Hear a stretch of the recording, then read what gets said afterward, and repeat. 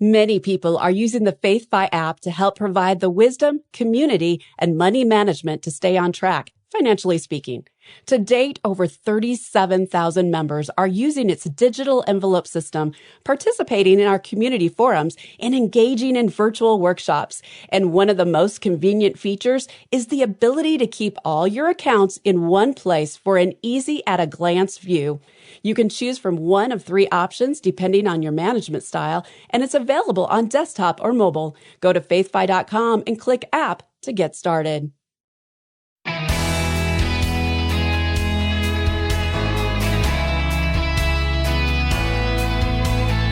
You want to give generously to your church, but your non-believing spouse objects. What do?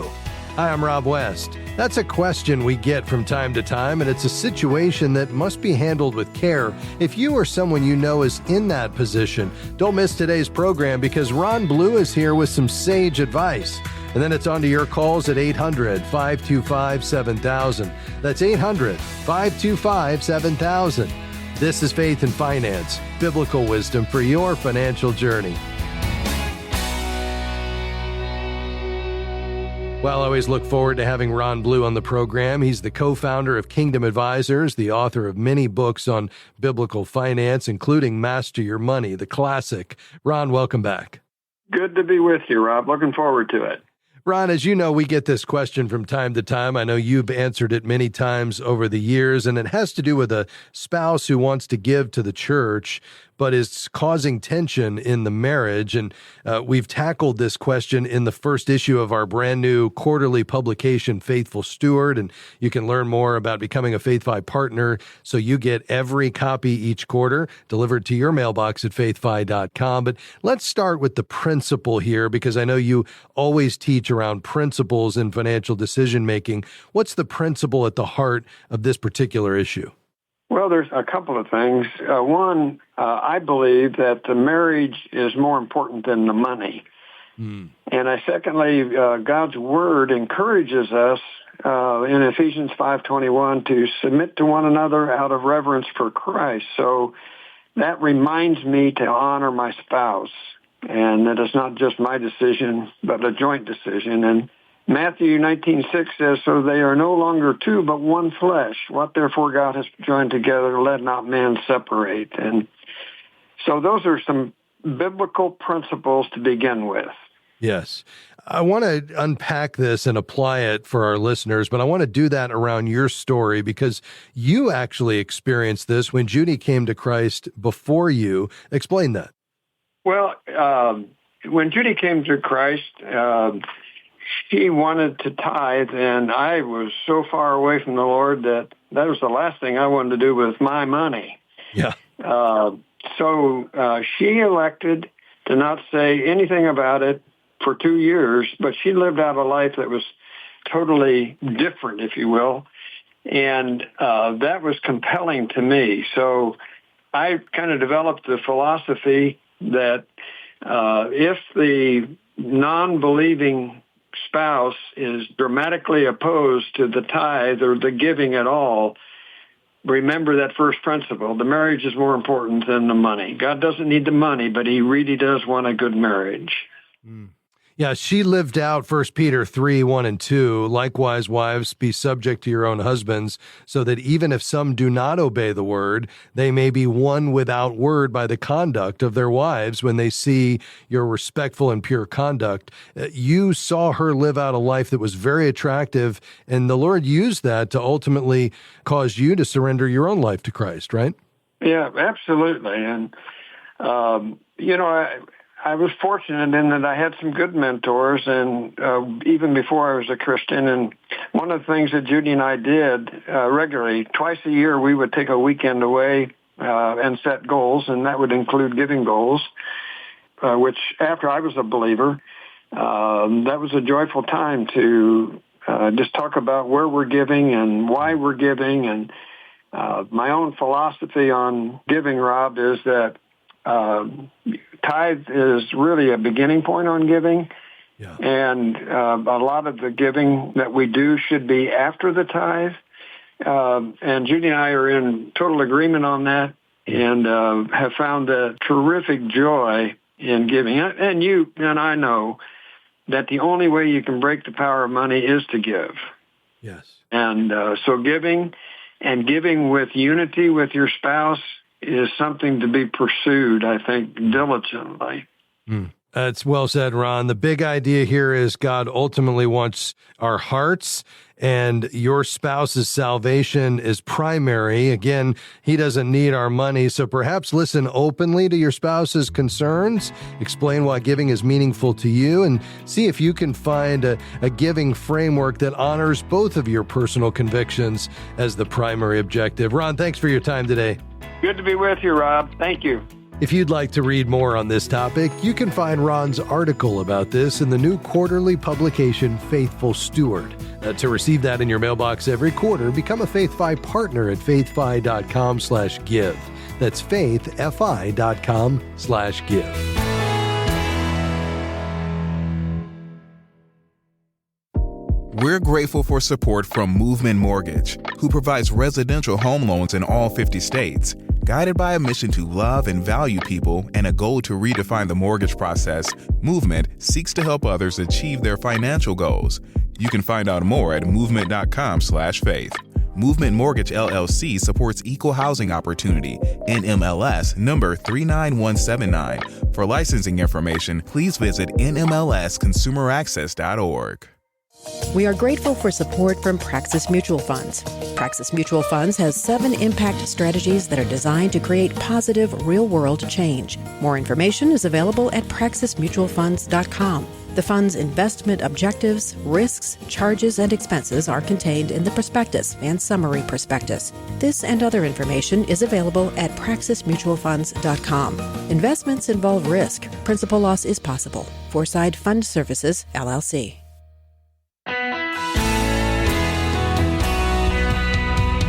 Great to have you with us today on Faith and Finance. We're taking your calls and questions today. Whatever you're thinking about in your financial life, you can call right now. We'd love to tackle it with you. And if you have a testimony of how God's been at work in your finances, you can share that with us as well. That number to call today, 800-525-7000. Again, that's 800-525-7000. You can call right now. Let's go to Texas. Hi, Cynthia. How can I help?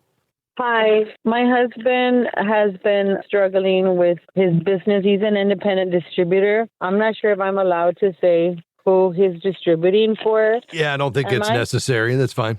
Okay. It's a big bread company. Okay. And he distributes to, hospitals, your regular food markets, big chains. He's been cheated from his money, his commissions, and he was forced to resign a couple of weeks ago, and now he's getting some law, an attorney to try and help him, collect what he's owed, and they're slandering his name across, the other chains, and it's not true what they're accusing him of. And now we're left with $300 to our name. Last year we got a small business loan, and they're due. We're working also with a financial debt relief program, and right now we're just waiting for him to get called from his background check and all that, and we're just caught in the middle of something that shouldn't be happening right now. Well, Cynthia, I'm so sorry. I know this weighs on you in a really heavy way, just emotionally, and even can impact you spiritually and in your marriage. And so you and your husband need to stay close together on this. Make this a matter of prayer. I'd spend some time, just praying through this together, knowing that, there's a lot of stress that comes with everything you're describing. And yet the good news is God is your provider, not the U.S. government, not your employer, not anyone else. God is your provider. And we need to trust him. It doesn't mean it's not going to be difficult. We go through these seasons, and, you need to lean into your local church. That's part of the role of the body of Christ, is to rally around you all. You need to lean into your creditors and let them know what's happening here. We need to take, opportunities to access every available benefit to you. So things like, SNAP benefits, which is, where, you could go through a phone interview and the SNAP application process to get some help there. Emergency assistance, local food banks, and again, your church, and community organizations. Look for temporary work. We need to be out there pounding the pavement, looking for any opportunity to, bring in some additional income. And while he's waiting for, job applications to process, maybe he could get some temporary or gig work to bring in some immediate income. Disability benefits. There's utility assistance programs out there. I'm glad to hear you're seeking legal advice. That's great. I'd be happy to offer one of our certified Christian financial counselors to help you review your budget and look for opportunities to cut non-essential spending, if that would be helpful to you. So I think all of these things are the steps you need to take, recognizing, hopefully, Lord willing, this is temporary. We got to keep your basic needs met first. Again, don't hesitate to reach out to those local services for additional support, and then trust that God sees your struggles and cares for you deeply. I'm reminded of the sparrows in Matthew 6:26. You are valuable to him, so much more than the birds of the air, and he will provide. So I think you need to lean into him through prayer. You need to seek his wisdom, remember his faithfulness, and just be constantly reminded that you are not alone and that he is with you and your husband every step of the way. Okay? Yes. All right. Would you like one of our team members to come alongside you and help look at your budget? Would that be helpful to you? Well, I mean, we have gotten food from the pantries, and our church helped us with the water bill. And then we're still waiting for, assistance, but they've told us they're still looking into our applications. So, he's doing DoorDash and Uber for right now. So, Good. Yeah, I think that's the key is let's find some temporary or gig work to bring in some immediate income. Listen, you guys can get through this. We're going to ask the faith and finance community to be praying for you. All the best, Cynthia. Call us back and let us know a bit more down the road. Let's go to Tennessee. Hi, Mary. How can I help? Yes, I had received a letter in the mail that was saying that my student loans were put on some kind of permanent disability that I had applied for, but I never applied for that. So I'm not sure what to do or how do I address that, if it's a scam letter or if it's legit. Yeah. So tell me more about that. It said you used the words permanent disability. That's not something you would typically hear related to a student loan. So is it more of like a deferment, or what else can you share from the letter you received? It was saying that it would they would have to evaluate it for the next 3 years, but that it was some destination. And it said something affiliated with a teacher too, but I'm not a teacher, so that wouldn't apply to me either. So it's kind of weird. Okay. Yeah. And so, typically, that kind of term would have to do with, whether there was, you're unable to have substantial gainful activity because of a medical condition where, your benefit might be discharged. That would be often what's there, but it doesn't sound like your situation. So I would say it's either an error or it's something that, is fraudulent or some sort of spam of some kind. It's not saying that it was put in what's called a TPD, a total and permanent disability discharge. Did you see that language in there? Yeah, it was that, and it was also saying about a teacher, which I'm not a teacher, so it's kind of weird. But my provider had been Navient, and this is Nelnet. In case they switched to Nelnet, I'm not even sure what Nelnet is. Okay. I had never heard of it before. Yeah. What I would do is contact the TPD servicer. So that's Nelnet, and there's a phone number that I could give you. It's probably on the letter as well. And you'll want to call them and just, report the error because, this, if you're not disabled or you didn't apply for this, there's been an error and you'll want to reach out to them to talk about it. Do you want me to provide you with that number or was it already on there for Nelnet? That'd be great. Yeah, it's 888-303-7818. I'll say that again. It's 888-303-7818. And that's Nelnet, and that's a legitimate servicer that handles these TPD discharges. And you're just going to want to call them and say, listen, I'm not disabled. I didn't apply for this. Can you tell me more? I think there's been an error here, and they can walk you through where you go from here. Yeah, I had a lot of times when they merge these files all together and transfer providers, things like that can happen. big time. Yeah, it's possible. There could be some, fraudulent activity going on here, and that's why you're going to want to, I think at the same time, I'd pull a copy of your credit report just to make sure, this error hasn't impacted your credit score, document your communication. You're going to want to request that they reinstate your loans to the previous status so you don't lose any benefits or repayment progress that you've made, and then just monitor your accounts. But calling them and getting this back on track is probably the best next step. I've frozen all those, so those shouldn't be impacted, should they? They shouldn't, no. I mean, you're going to want to make sure there's not any negative information being reported to them. A freeze really is more about protecting you against somebody opening an account fraudulently in your name. That should stop them in their tracks. But I just want you to be sure, and this is just a good best practice anyway, that there's not inaccurate information being reported to your report. Just go to annualcreditreport.com and you can pull all 3 bureau reports. Hope that helps, Mary. Thanks for your call today. I'm sure you'll get this straightened out, but I would get Nelnet on the phone. God bless you. A quick break and then back with much more. We've got 3 lines open, 800-525-7000. Stay with us.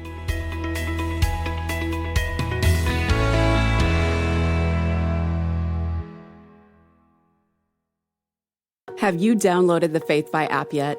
You need to do that today because this is going to make your life easier. Yes, you can manage your money through the in-app envelope feature, but also plan out future goals. I want to buy a house in 5 years, and I'm on track to do that. Here's also what I like. You can connect with people around the country. It's like social media, but better. Ask a question, get an answer, and share what you're learning about money and investing. So why don't you grab your phone right now and download the FaithFi app? As the leading advocate for the Christian financial industry, Kingdom Advisors serves the public by promoting the integration of a biblical worldview across every aspect of the financial services industry. And we serve a growing network of thousands of Christian financial professionals, equipping and empowering them to carry biblical financial wisdom to their clients, peers, and community. For more information, visit kingdomadvisors.com. That's kingdomadvisors.com.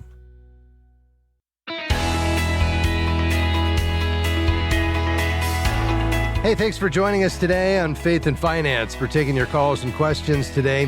Hey, are you looking for an advisor that shares your values as a believer? Well, that's what the Certified Kingdom Advisor designation is for. It's the only financial services industry designation accepted across the industry. All the big firms have approved CKA for use, and it's also the only designation around biblically wise financial advice. 1,500 CKAs across the U.S. and Canada have met high standards in character and competence. They've signed a statement of faith, a code of ethics, a regulatory review, pastor and client references. They've met an experience requirement, and they've gone through a university-based training program on giving biblical financial advice. You can find a CKA in your area when you search at faithfi.com. That's faithfi.com. Just click Find a Professional at the top of the page. All right, back to the phones we go. By the way, we have 2 lines open. We'd love to hear from you today, 800-525-7000. You can call right now. Cleveland, Ohio. Jackie, go ahead. I'm calling to learn how to start a credit for my 20-year-old granddaughter. She needs to get a credit card, and she needs to know how to start, and she would like to buy a car in the fall. She works full-time. Yeah, very good. You know, the lack of credit is probably going to be the biggest barrier here because it does take time to build credit. But I think it's good that you're starting now because, her beginning to move toward, establishing that credit is something that she should do sooner rather than later. If you go to bankrate.com, that's bankrate.com, or nerdwallet.com, both of those will let you know or rank the credit cards that are the best for those who are just starting out with a lack of credit. What you will find is, and I just did this the other day, that the Capital One has probably the highest rated for those that are, have very little credit. And getting her started with a credit card, so long as you feel like she has the discipline to only use it for budgeted items and pay it off in full and not get herself into debt, that's going to be a really effective tool for helping her establish herself as an on-time payer and a faithful and a wise money manager. The key there would be to start putting perhaps charges that she would have normally, put on a debit card. Go ahead and put it on the credit card, maybe just some recurring charges or planned expenses. Again, so long as she can pay it off in full every month. But that's going to start to establish her credit. The other thing that she could do, or you could do, would be to add her as an authorized user to your account, if you wanted to. But, what you have to keep in mind here, Jackie, is that all of that credit history with her as an authorized user, even if she doesn't have access to the account, doesn't know the card number, doesn't have access to one of the cards, is going to flow over to her credit report, good and bad. So if you had a missed payment, that's going to hit her credit file. If you run up your balance to 30% or more of the limit, that's going to put her with high credit utilization. That's not going to help her. So you just need to be aware of that if you add her as an authorized user, even though she's going to inherit that history, you need to make sure it's the kind of history that she wants, most notably low balances, on-time payments. So those would be the first two things that I would do. I would say if she has a good job and good reportable income, she's not going to have a problem, qualifying for a loan when she goes to buy that car. She may not get the best rates and terms, but that's okay. She's just starting out. The key would just be to encourage her to be really wise in terms of how much she spends and make sure she doesn't buy more car than she can afford, because the three big budget busters are houses, cars, and eating out. She's probably not ready to buy that house, but we don't want her to fall in the trap of, buying a car she really can't afford, getting stuck in a high payment and paying the price for that every month. Is that helpful? Yes, that was very helpful. Now, you told me to go to bankrate.com. Yes, bankrate.com, among other products, rates credit cards every month. And they will tell you, depending on what you're looking for, whether it's rewards or in this case, people just starting out with little credit, they will tell you which cards are best suited for each situation. And they'll prioritize those cards that have, no fees and good customer service and, the best rewards. So either bankrate.com or NerdWallet would be a great independent website for you to go to find the card that's going to be the best for her. Okay, as a starter. And she also has a 401k, but with the 401k, with the job she has, we need to find out if they do the match savings or should she go on and just invest in it, even though this is her first. Yeah, what I would say is if she doesn't have any debt and she's got her emergency fund in place, then, the 401k, especially if there's matching, is the next place to go. So I would have her call her HR department or plan administrator. She should have gotten some paperwork when she started to ask if there's any matching. She may already know. And if there is matching, then as soon as she's out of debt, if she has any, and as soon as she has that emergency fund, then absolutely, let's not miss that matching because that's free money. If there is no matching or she doesn't qualify for it yet, then starting with a Roth IRA, I think would be better. Thanks for your call. To Cape Coral, Florida. Hi, Rose. How can we help? I have a question. I'm 55 years old. I'm planning to retire in about 10 years. I recently did a roof claim with my insurance, and the claim was denied. My question is, should I use the money that I have in a money market to replace the roof in my house, or should I ask for a equity loan from my bank?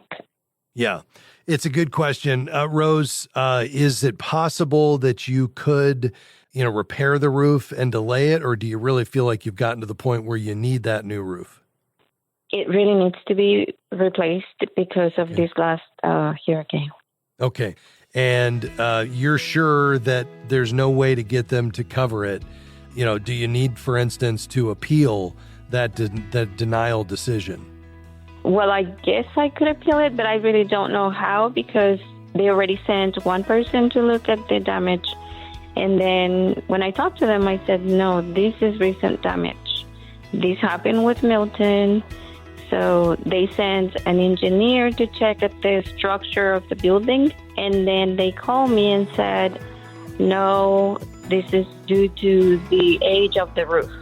I see. Yeah, very good. Well, the next step would be for you to get a roofing contractor or independent inspector to assess the damage and ask for a report, including the type of damage, the likely cause, which, if you're right, would be the storm, and the weather, information from that time, and then write a formal appeal letter to the correct department. Be clear and professional, explain your case and all the backup information. I think that would be the next step before you decide to pay for it yourself. Call us back, though, after you get that decision. We'll talk about where you go from here.